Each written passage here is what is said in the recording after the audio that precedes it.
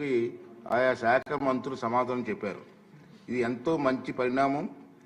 ముఖ్యమంత్రి గారి ఆలోచన విధానం కూడా నేను చూసాం. మరి ఎంత చూశారు మీటింగ్లో. సగటున ఒక్కో ప్రశ్నకి అందరి సహకారంతో, అంటే ఈరోజు 5 నిమిషాలు కేటాయించాం. ఇప్పుడు మనం టైం చూస్తే కొంచెం ఇంకా మిగిలి ఉంది కాబట్టి నెక్స్ట్ డే నుంచి 6-7 minutes వరకు వెళ్ళొచ్చు మనం. దానికి మీరందరూ కూడా సహకరించవలసిన అవసరం ఉందని చెప్పి మనం చేస్తున్నాను. తర్వాత గంట వ్యవధిలో 10 ప్రశ్నలు చేపట్టే కలుగుతుంది కాబట్టి, అంటే 2 ప్రశ్నలు పోస్ట్పోన్ అయ్యాయి. రోజు అవుతాయండి. ఎంచైతే వైసీపీ వాళ్ళు రారు కాబట్టి ఆ ప్రశ్నలకు పోస్ట్పోన్ దేంట్లో ఆన్సర్ కాబట్టి అంచేత ఈ విధంగా మనం చేస్తే మరి ముఖ్యమంత్రి గారు నేను చెప్పిన దానికి కూడా మనం సహకరించిన వాళ్ళు అవుతామని చెప్పి ఈ సందర్భంలో మనం చేస్తున్నాను. రెండో విషయం ఏంటంటే, ఇంకా కొంచెం టైం ఉంది కాబట్టి 10 o'clockకి నిన్న జరిగిన సంఘటన నాకు ఎందుకో బాధ అనిపించింది. ఆ బాధని సభలో వ్యక్తం చేయవలసిన అవసరం కూడా ఉందని చెప్పి నేను భావిస్తున్నాను. మీరందరూ తెలుసు, మన లోకేష్ గారు ఒక మాక్ అసెంబ్లీ అని చెప్పి రాష్ట్రం పెట్టాం. ఎందుకు పెట్టామంటే మినిస్టర్ గారి ఉద్దేశం ఏంటంటే, చంద్రబాబు నాయుడు గారి ఉద్దేశం ఏంటంటే, పిల్లల్లో కూడా అసెంబ్లీ అంటే ఏమిటి, అసెంబ్లీలో మన ప్రజాప్రతినిధి పనితీరు ఏంటి అని ఒక అవగాహన తీసుకురావాలని చెప్పి మంచి ఉద్దేశంతో పెట్టారు. బ్రహ్మాండంగా సక్సెస్ఫుల్ అయింది. మేము ఎన్నో రాష్ట్రాలు తిరిగాం. మధ్యని డిప్యూటీ స్పీకర్ గారు మేము లక్నో తిరిగాం. అక్కడ కూడా బ్రహ్మాండం చేశారు. వాళ్ళు కూడా మన ప్రశంసించారు. అయితే నిన్న సంఘటన గవర్నర్ గారి స్పీచ్ విషయంలో నాకైతే చాలా బాధ అనిపించిందండి. ఇది సభలో మాట్లాడితే ప్రజలకు కూడా వెళ్ళవలసిన అవసరం ఉందని నేను భావించాను. అందుకే చెప్తున్నాను, మీకు ఆల్ పర్మిషన్ చెప్తాను. మన అందరం బాధ్యత గల ప్రజాప్రతినిధులు. ప్రజలు ఎంతో నమ్మకంతో మనకు ఓటేసి ఇక్కడ పంపించారు. వేలాది మంది పోటీ పెడితే కేవలం 175 మందిమే ఇక్కడ కూర్చుని అరుదైన గౌరవం మనకు దక్కింది. మనం ఏ పని చేస్తున్నా, సభలో ఉన్న, సభ వెలుపల ఉన్న ఈ విషయం గుర్తుంచుకోవాలి.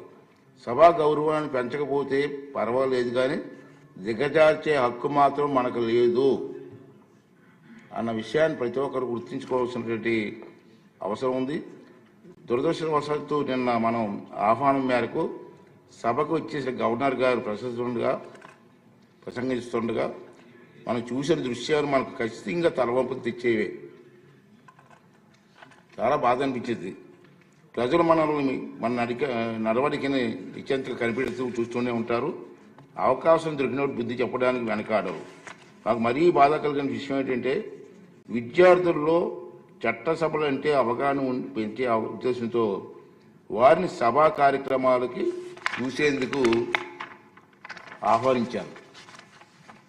రాష్ట్రంలో ఉన్నటువంటి అన్ని కాలేజ్ స్కూల్స్కి అన్నిటి కూడా మెసేజ్ పంపించి, ఇలాగ అసెంబ్లీ జరుగుతుంది, మీకు ఇంట్రెస్ట్ ఉన్న వాళ్ళ స్కూల్స్ ఎవరు ఉంటే ఆ మెసేజ్ ఇవ్వమని చెప్పి నేను అందరిని ఆహ్వానించాను. ఆహ్వానిస్తే చాలామంది వచ్చారు. వచ్చి ముందుగానే మెసేజ్లు ఇచ్చి పలానా డేట్ అని రావడానికి సిద్ధం. రోజుకి నిన్న చూశారు మీరు, మా అధికారులు చెప్పారు, ఇప్పటికే 200 పైగా విద్యా సంస్థల నుంచి 200 కాలేజీల నుంచి మనకి మెసేజ్ వచ్చింది. మా పిల్లలు తీసుకొస్తామండి, మాకు అవకాశం ఇవ్వండి. అది ఈ అసెంబ్లీ టైంలో అందరికీ రోజుకి ఒక స్కూల్ చెప్పి ఇస్తున్నాం. వాళ్ళు కూడా అసెంబ్లీ ఏంటి అన్న అవగాహన వస్తున్న ఉద్దేశంతో. మీకు తెలుసు, ఒక సదుద్దేశం ఏంటంటే, విద్యార్థులకు రాజకీయాలన్నా, చట్టసభలన్నా, ప్రజాప్రతినిధులన్నా సానుకూల అభిప్రాయం కలగాలన్న ఉద్దేశంతో వారిని ఆహ్వానించాను. కానీ మనం చేస్తున్నది ఏమిటి? గవర్నర్ గారి ప్రసంగాన్ని నినాదాలతో అడ్డుకొని కాగితాలు చింపి వెదజల్లని సభ్యుల ప్రవర్తన చూసి ఆ విద్యార్థులు ఏం నేర్చుకుంటారు? ఇది సూటిగా మనం మాట్లాడాల్సిన అవసరం ఉంది. మనం గురించి వారు ఏమనుకుంటారు? ఈ ఆలోచన నన్ను కలచివేసింది. మన అందరం కూడా ఆత్మహత్య చేసుకోవాల్సిన అవసరం ఉంది. ఆ పసిపిల్లల మనసులో చట్టసభలు అంటే చులకన భావం ఒక్కసారి ఏర్పడితే దాన్ని తొలగించలేము. అంచేత రాబోయే రోజుల్లో మన గురించి మాట్లాడట్లేదు నేను. దీని కారకులు ఎవరో వాళ్ళందరూ కూడా ఆత్మ విమర్శ చేసుకోవాల్సిన అవసరం ఉందని చెప్పి ఈ సభ ద్వారా వాళ్ళందరికీ పనిచేస్తానండి. ఈ